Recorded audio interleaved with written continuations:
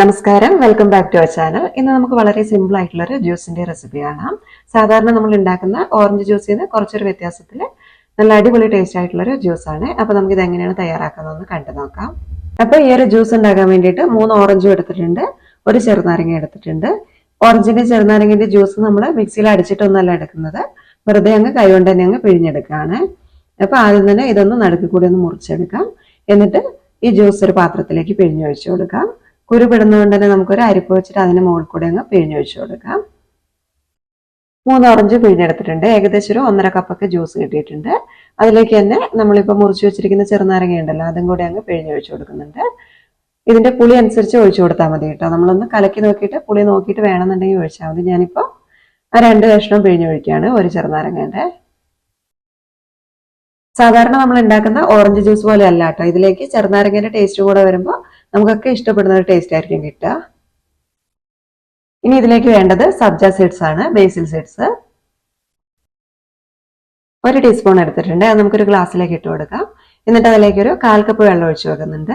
ഇതോടെ ഇരുന്ന് കുതിരട്ടെ. 5 മിനിറ്റ് മതിയാവട്ടെ. അതിനുള്ളിൽ തന്നെ നന്നായിട്ട് കുതിർന്ന് നല്ല ജെല്ല് പോലെ ആയിട്ടുണ്ടാകും. അത് കുതിർന്ന് വരുമ്പോഴേക്കും നമുക്ക് ഇപ്പൊ പിഴിഞ്ഞ് വെച്ചിരിക്കുന്ന ഓറഞ്ച് ജ്യൂസ് ഒരു പാത്രത്തിലേക്ക് ഒഴിച്ചു കൊടുത്തിട്ട് ഒന്ന് മിക്സ് ചെയ്തെടുക്കാം. വെള്ളമൊക്കെ ചേർക്കണമല്ലോ, അതിന് വേണ്ടിയിട്ട് കുറച്ചും കൂടെ വലിയൊരു പാത്രത്തിലേക്ക് ഒഴിച്ചു കൊടുക്കുന്നുണ്ട്. ഏകദേശം അതേ അളവിൽ തന്നെ നമുക്ക് വെള്ളവും കൂടി ഒഴിച്ചു കൊടുക്കാം കേട്ടോ. നല്ല തണുത്ത വെള്ളമാണ് ഒഴിച്ചു കൊടുക്കുന്നത്. 2 കപ്പ് തണുത്ത വെള്ളം ഒഴിച്ചു കൊടുക്കുന്നുണ്ട്. പിന്നെ അതിന്റെ കൂടെ തന്നെ 1 കപ്പ് ഐസ് ക്യൂബ്സും കൂടെ ഇടുന്നുണ്ട് കേട്ടോ. നല്ല തണുപ്പുള്ളപ്പോഴായിരിക്കും ജ്യൂസ് നല്ല ടേസ്റ്റ് ഉണ്ടാവുക.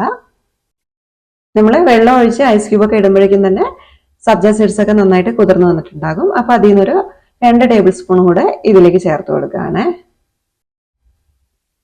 ഇതുവരെ നമ്മൾ ഇതിലേക്ക് പഞ്ചസാര ചേർത്തിട്ടുണ്ടായിരുന്നില്ല. നമുക്ക് ആവശ്യമായിട്ടുള്ള മധുരത്തിനനുസരിച്ച് പഞ്ചസാര ചേർത്ത് കൊടുക്കാം. ഞാനൊരു 6 ടേബിൾ സ്പൂൺ പഞ്ചസാര ചേർക്കുന്നുണ്ട്. അപ്പൊ ഈ ഒരു ജ്യൂസിലേക്കുള്ള എല്ലാ കാര്യങ്ങളും ആയിക്കഴിഞ്ഞു. ഇനി നമുക്ക് ഇതൊന്ന് മിക്സ് ചെയ്തും കൂടി എടുക്കണം. ഇത് നമ്മൾ ഇതുവരെ മിക്സിയിൽ അടിച്ചെടുക്കൊന്നും ചെയ്തിട്ടൊന്നും ഉണ്ടായിരുന്നില്ല. അതുപോലെ തന്നെ പഞ്ചസാരയൊന്നും അലിഞ്ഞിട്ടും ഉണ്ടായിട്ടില്ല. അപ്പൊ നമുക്ക് ഇതൊന്ന് 2 പാത്രത്തിലേക്ക് അങ്ങോട്ടും ഇങ്ങോട്ടും ഒന്ന് 2-3 തവണയൊന്ന് ഒഴിച്ച് നല്ലോണം ഒന്ന് പതിപ്പിച്ചെടുക്കാം. നമ്മൾ ചായ കാറ്റിയെടുക്കില്ലേ 2 ഗ്ലാസ്സിലേക്ക്, അതേപോലെ 2 പാത്രത്തിലേക്ക് ഇത് അങ്ങോട്ടും ഇങ്ങോട്ടും ഒന്ന് ഒഴിച്ചു കൊടുത്താൽ മതി. അപ്പോഴേക്കും പഞ്ചസാരയൊക്കെ നന്നായിട്ട് അലിഞ്ഞും കിട്ടിക്കോളും. എല്ലാ കാര്യങ്ങളും നമ്മൾ ഇതിൽ ചേർത്തിട്ടുള്ള കാര്യങ്ങളൊക്കെ ഉണ്ടല്ലോ, അതെല്ലാം നന്നായിട്ടൊന്ന് ബ്ലെൻഡായി നമുക്ക് ഇഷ്ടപ്പെടുന്നത് നല്ലൊരു ടേസ്റ്റ് ആയി കിട്ടുകയും ചെയ്യും കേട്ടോ. അപ്പൊ ജ്യൂസ് ഇവിടെ റെഡി ആയിട്ടുണ്ട്. പഞ്ചസാര ഇനി അലിയാൻ ബാക്കിയുണ്ടെങ്കിൽ സ്പൂൺ വെച്ചിട്ട് നന്നായിട്ടൊന്ന് ഇളക്കി അലിയിച്ചെടുത്താൽ മതി. ഇനി നമുക്കിത് സെർവിങ് ഗ്ലാസ്സിലേക്ക് ഒഴിച്ചു കൊടുക്കാം. ഐസ് ക്യൂബും തണുത്ത വെള്ളമൊക്കെ ചേർത്തത് കൊണ്ട് തന്നെ ജ്യൂസിന് നല്ല തണുപ്പാണ് കേട്ടോ.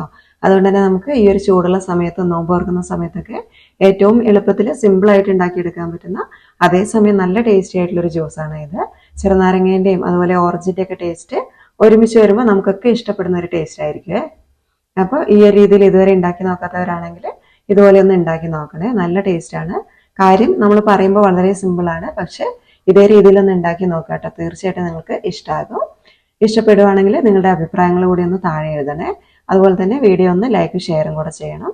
പിന്നെ നമ്മുടെ ചാനൽ ഇതുവരെ സബ്സ്ക്രൈബ് ചെയ്യാതെയാണ് കാണുന്നതെങ്കിൽ ഒന്ന് സബ്സ്ക്രൈബ് ചെയ്തിട്ട് സപ്പോർട്ടും കൂടെ ചെയ്യണേ. സബ്സ്ക്രൈബ് ചെയ്യുന്ന സമയത്ത് അതിന്റെ തൊട്ടടുത്ത് ഒരു ബെൽ ബട്ടൺ കാണുന്നില്ലേ, അതും കൂടി ഒന്ന് പ്രസ് ചെയ്യുകയാണെങ്കിൽ ഞാൻ അപ്ലോഡ് ചെയ്യുന്ന വീഡിയോസൊക്കെ പെട്ടെന്ന് തന്നെ നോട്ടിഫിക്കേഷനായിട്ട് നിങ്ങൾക്ക് നിങ്ങളുടെ ഫോണിലേക്ക് കിട്ടിക്കോളും.